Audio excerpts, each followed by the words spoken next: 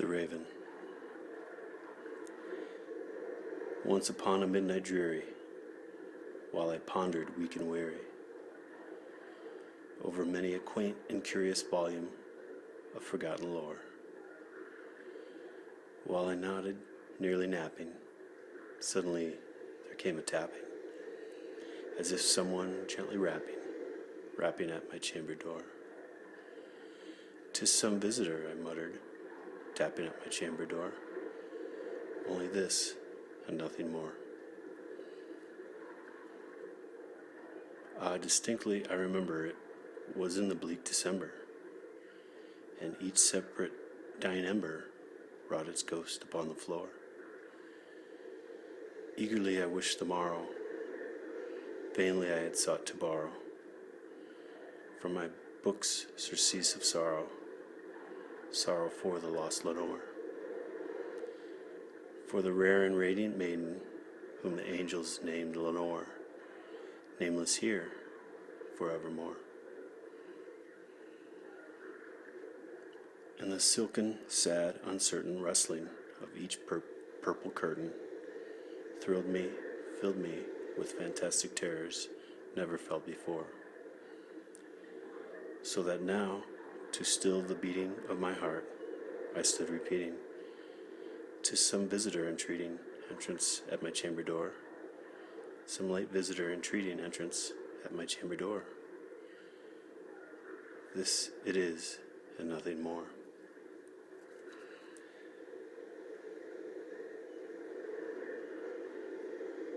Presently my soul grew stronger, hesitating then no longer.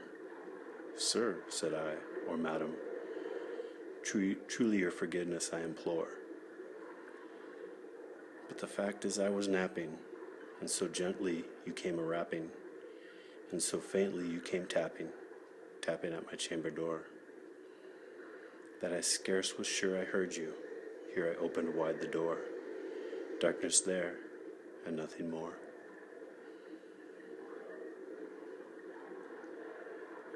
Deep into that darkness peering, long I stood there wondering, fearing, doubting, dreaming dreams no mortal ever dared to dream before. But the silence was unbroken, and the stillness gave no token, and the only word there spoken was the whispered word Lenore. This I whispered, and an echo murmured back the word Lenore. Merely this, and nothing more.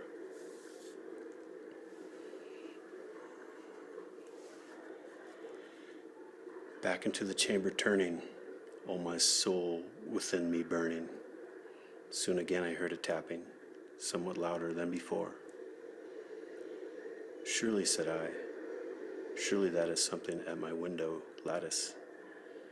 Let me see then where thereat is, and this mystery explore. Let my heart be still a moment, and this mystery explore. 'Tis the wind, and nothing more." Open here I flung the shutter, when, with many a flirt and flutter, I there stepped a stately raven of the saintly days of yore. Not the least obeisance made he, not a minute stopped or stayed he, but, with man lowered or lady, perched above my chamber door, perched upon a bust of Pallas, just above my chamber door, perched and sat, and nothing more. Then this ebony bird beguiling my sad fancy into smiling, by the grave and stern decorum of the countenance it wore. "Though thy crest be shorn and shaven, thou," I said, "art sure no craven, ghastly grim, the ancient raven, wandering from the nightly shore. Tell me what thy lordly name is on the night's Plutonian shore." Quoth the raven, "Nevermore."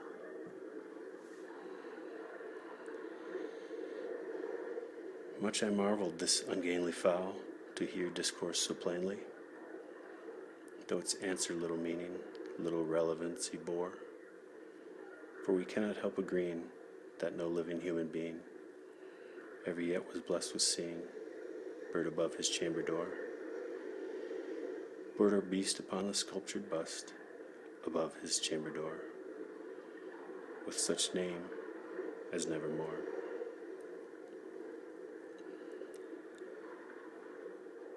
But the raven, sitting lonely on the placid bust, spoke only that one word, as if his soul in that one word he did outpour.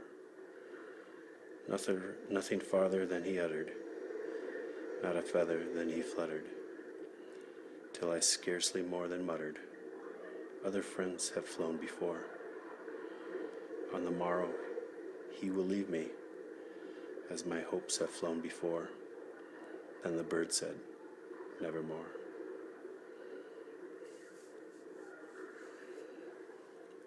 Startled at the stillness broken by reply so aptly spoken, doubtless, said I, what it utters is its only stock and store,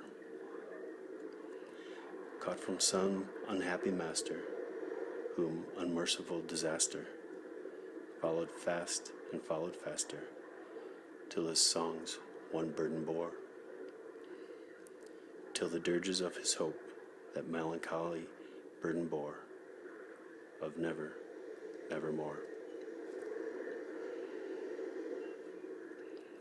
But the raven still beguiling all my fancy into smiling, straight I wheeled a cushioned seat in front of bird and bust and door.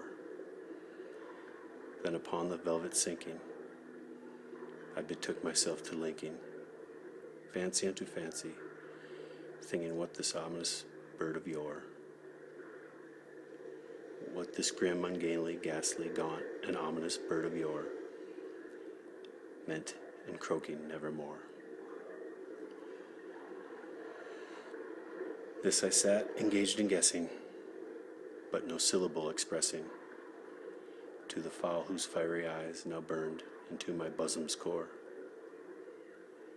This and more I sat divining, with my head at ease reclining on the cushion's velvet lining that the lamp light glowed o'er,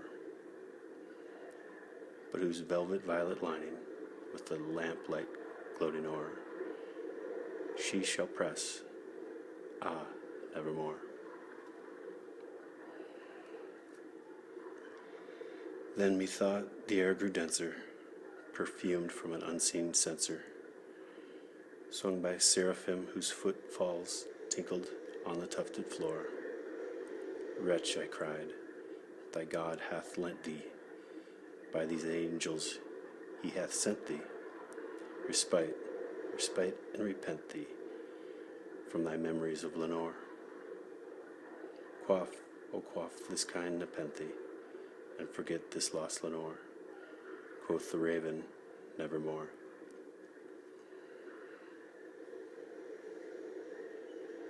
Prophet, said I, thing of evil, prophet still, if bird or devil, whether tempter sent, or whether tempest tossed thee here ashore, desolate yet undaunted, on this desert land enchanted, on this home by horror haunted, let me truly, I implore. Is there balm in Gilead? Tell me, I implore, quoth the raven, nevermore.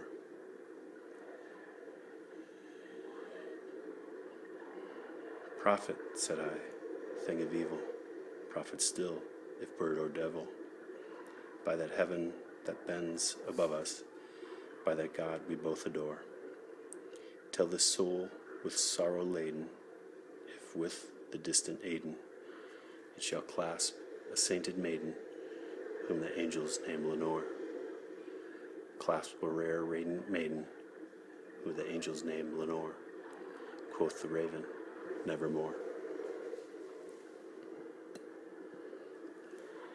Be that word our sign of parting, bird or fiend, I shrieked, upstarting. Get thee back into the tempest and the night's Plutonian shore. Leave no black plume as a token of that lie thy soul hath spoken. leave my loneliness unbroken. Quit the bust above the door. Take thy beak from out my heart.